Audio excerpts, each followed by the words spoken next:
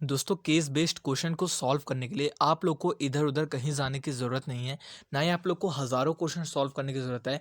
बस आप सभी लोग को दो बातों का ध्यान रखना है। आप सभी लोग किसी भी केस बेस्ड क्वेश्चन को आसानी से सॉल्व कर लोगे और वही दोनों बातें मैं आप सभी लोग को इस वीडियो के अंदर क्वेश्चन के माध्यम से बताने वाला हूँ। तो स्टार्ट करते हैं इस वीडियो को विदाउट टाइम। तो वेस्ट सबसे करें। पहला क्वेश्चन जो कि बच्चों के मन में बहुत ज़्यादा आता है कि how to solve case based question. दोस्तों इसका जवाब आप सभी लोग को इस पैराग्राफ के अंदर बहुत ही आसानी से मिल जाएगा। और एक बात मैं आप सभी लोग को बताना चाहता हूँ कि जितनी भी चीज़ें मैं आप लोग को इस वीडियो के अंदर दिखाने वाला हूँ, उन सब का लिंक आप लोग को डिस्क्रिप्शन बॉक्स में पीडीएफ द्वारा मिल जाएगा। आप सभी लोग जब भी रिकॉल करना चाहोगे कि आप लोग किस तरीके से केस बेस्ड क्वेश्चन को सॉल्व कर सकते हो, तो आप सभी लोग उसको देख के एक बार रिकॉल भी कर सकते हो। ठीक है, लेकिन उससे पहले इसको समझना काफ़ी इंपॉर्टेंट है। तो इस पैराग्राफ के अंदर बेसिकली ये लिखा हुआ है कि question based on a given case study are normally taken from real life situation. मतलब कि आप सभी लोग के जितने भी केस बेस्ड क्वेश्चन होते हैं वो आप लोग के रियल लाइफ सिचुएशन से रिलेट करते हैं। दोस्तों जैसे कि आप लोगों ने सेकंड और थर्ड क्लास के अंदर वर्ड प्रॉब्लम सुनी होगी, वर्ड प्रॉब्लम, ठीक है। इसके अंदर आप लोगों से कहा जाता था कि मान लीजिए एक लड़का है, उसके पास 6 आम है। अगर उसने अपने भाई बहन, दो उसके भाई बहन हैं, उसको दो दो आम दे दिए तो उसके पास कितने आम बचे। तो ये रियल लाइफ सिचुएशन आप लोगों के सामने क्रिएट कर जाती है और इसके द्वारा आप लोगों से मैथमेटिक्स जो फॉर्मूले हैं उनको लगा करके क्वेश्चन को सॉल्व कराया जाता है। ये बेसिकली आप लोगों से यही पूछा जाता है इस केस बेस्ड क्वेश्चन के अंदर। यहाँ पे लिखा हुआ है these are certainly related to the concept provided in the textbook but the plot of the question is always based on a day to day life problem. मतलब कि इस केस बेस्ड क्वेश्चन के अंदर आप सभी लोग के जितने भी क्वेश्चन होते हैं वो आप लोग की टेक्स्ट बुक के अंदर से ही लिए जाते हैं। और लेकिन आप लोगों की जो डेली और डे टू डे लाइफ में जितनी भी घटनाएं घटती हैं उससे रिलेट करके आप सभी लोगों से उन टेक्स्ट बुक के क्वेश्चन और फॉर्मूले लगा करके क्वेश्चन को पूछा जाता है। There will be all MCQ or objective question only based on the case study. So the case based question can be answered as a very short answer. Simply write down the correct option. Need not to explain the solution in detail. इसका मतलब यह है कि आप सभी लोगों को case based question में ज़्यादा मेहनत करने की जरूरत नहीं है। शॉर्ट में आप लोग आंसर लिख सकते हो क्योंकि उसके अंदर आप सभी लोगों से फुल डिटेल नहीं मांगी जाती सॉल्यूशन की। तो आप सभी लोग डायरेक्ट आंसर को भी रिटर्न। दूसरा क्वेश्चन बच्चों का ये है कि इज इट इजी और डिफिकल्ट। क्या भैया ये जो है क्वेश्चन वो इजी आता है या फिर डिफिकल्ट आता है। मैं आप सभी लोग को यहाँ पे क्लियर कट करके बता देता हूँ कि आप सभी लोग के जो ये क्वेश्चन होते हैं वो बहुत ही ज़्यादा इजी होते हैं और स्ट्रेट फॉरवर्ड होते हैं। बेसिकली ये जो क्वेश्चन होते हैं वो ऑब्जेक्टिव और एमसीक्यू टाइप होते हैं। तो इनके अंदर आप लोग को ज़्यादा एफर्ट डालने की ज़रूरत नहीं है। आप लोगों से आसानी से आंसर इसका आप लोग दे दोगे। और ये बेसिकली 16 मार्क की वेटेज रखते हैं जो कि बहुत ही ज़्यादा होता है आप लोग के एग्जामिनेशन में, ठीक है। और इसके अलावा अगर आप लोगों ने 1 मार्क का जो क्वेश्चन आते हैं उनको भी कर लिया तो आप लोग 32 मार्क्स तो ऐसे ही पक्के कर लोगे 1 1 मार्क वाले क्वेश्चन करके, ठीक है। तो ये बहुत ही ज़्यादा इंपॉर्टेंट भी हैं आप लोगों के लिए क्योंकि ये मार्क्स की वेटेज रखते हैं लेकिन ईजी होते हैं। आप लोगों को टेंशन नहीं लेना है, ठीक है। इस पैराग्राफ के अंदर बेसिकली आप लोगों को यही समझाया गया है। अब यहाँ पे एक क्वेश्चन को देख लेते हैं किस तरीके का आप लोगों का क्वेश्चन आता है और कैसे आप लोगों को उसको टैकल करना चाहिए। तो हमने यहाँ पे केस बेस्ड क्वेश्चन को ओपन कर लिया है और अब हम यहाँ पे जानेंगे कि किस तरीके से आप लोग को टैकल करना है अपने एग्जामिनेशन में केस बेस्ड क्वेश्चन को। जैसे कि आप लोग देख सकते हैं कि यहाँ पे एक पेड़ जो है वो बीच से कटा हुआ है और कटने के बाद इसकी जो हाइट है वो 15 मीटर है और इसका जो बेस है वो 20 मीटर है और ये एक राइट एंगल ट्राइंगल मेक करता है। तो यहाँ पे क्वेश्चन आप लोग को दिया गया है कि Suresh is having a garden near Delhi. In the garden there are different type of trees and flower plant. One day, due to heavy rain and a storm, one of the tree got broken as shown in the figure.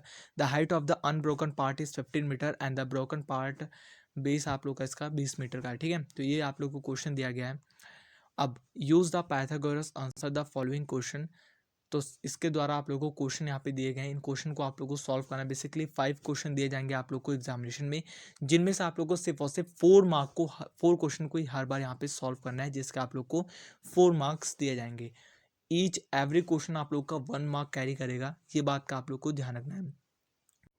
तो सबसे पहला question आप लोग का what is the length of the broken part. मतलब कि आप लोगों से सबसे पहले क्वेश्चन के अंदर टूटे हुए पार्ट की लेंथ मांगी गई है कि जो टूटा हुआ पार्ट है आप सभी लोग का उसकी लंबाई क्या है। तो हम एक बार यहाँ पे फिर से इसी क्वेश्चन पे चलते हैं और उसके डायग्राम के द्वारा हम लोग समझते हैं कि बेसिकली क्या पूछा गया है। तो ये वाला जो पार्ट है आप सभी लोग का इसकी लेंथ आप सभी लोगों से मांगी गई है और ये बेसिकली एक राइट एंगल ट्राइंगल है। तो ये आप सभी लोग का हाइपोटेनस भी कहलाएगा जो कि ये टूटा हुआ पार्ट है। इसी की लेंथ आप सभी लोगों से मांगी गई है। तो इसको निकालने के लिए आप सभी लोग को पाइथागोरस फॉर्मूले का प्रयोग करना पड़ेगा जो कि है A square plus B square is equal to में सी का स्क्वायर, ठीक है। आप सभी लोग को बताएं ए वाली वैल्यू ये है, बी वाली वैल्यू आप लोग की ये है।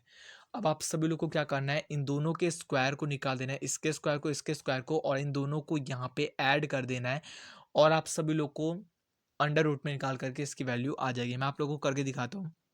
जैसे कि मान लीजिए हम यहाँ पे a का स्क्वायर निकालते हैं, मतलब 15 का स्क्वायर अगर आप लोग निकालेंगे तो आप लोग के पास वैल्यू आएगी 225। यहाँ पे 2 आप लोग को साफ नहीं दिख रहा होगा आगे वाला, लेकिन ये 225, 125 नहीं, 225 आप लोग की वैल्यू आएगी।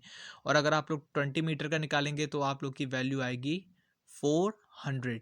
ठीक है, तो आप सभी लोग देख सकते हैं कि 15 मीटर का अगर आप लोगों ने निकाला तो उसकी वैल्यू बेसिकली आप लोग की आई 225।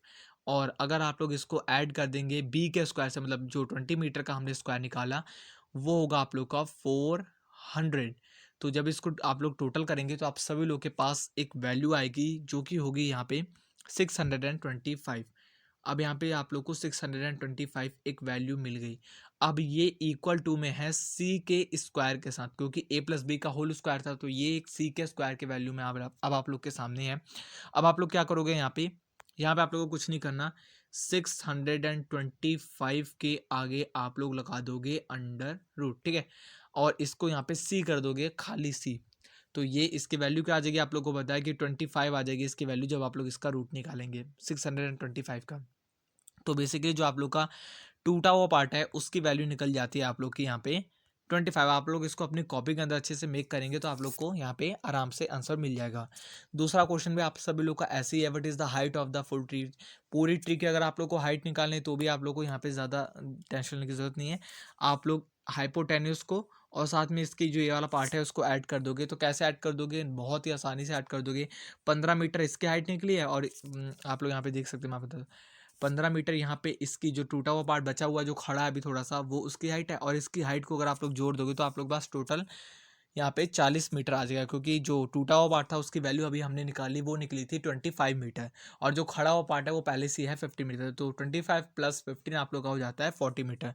तो ऐसे करके आप सभी लोग सारे क्वेश्चन को सॉल्व कर पाएंगे। ये वाला क्वेश्चन भी आप लोग का इसी तरीके से है, और बहुत ईजी टाइप के क्वेश्चन आते हैं। एक एक मिनट से अदर समय नहीं लगेगा आप लोगों को किसी क्वेश्चन में। कोई क्वेश्चन हो सकता है जो कि आप लोग को सस्पेंस में डाल सकता है, लेकिन ज़्यादा क्वेश्चन नहीं डालेगा अगर आप लोगों ने अच्छे से यहाँ पे स्टडी कर रखे। बेसिकली ये जो सेकंड थर्ड क्लास के अंदर आप लोगों से वर्ड प्रॉब्लम पूछी जाती थी, कि जो कि मैंने आप लोगों को एग्जांपल दिया था आगे, तो वैसे तरीके का आप लोगों के क्वेश्चन है। ठीक है, तो अब आप लोग को टेंशन लेने की ज़रूरत नहीं है, और इन दो बातों का ध्यान रखेंगे अगर आप लोग, तो आप लोग किसी भी क्वेश्चन को आसानी से टैकल कर सकते हैं अपने एग्जामिनेशन में।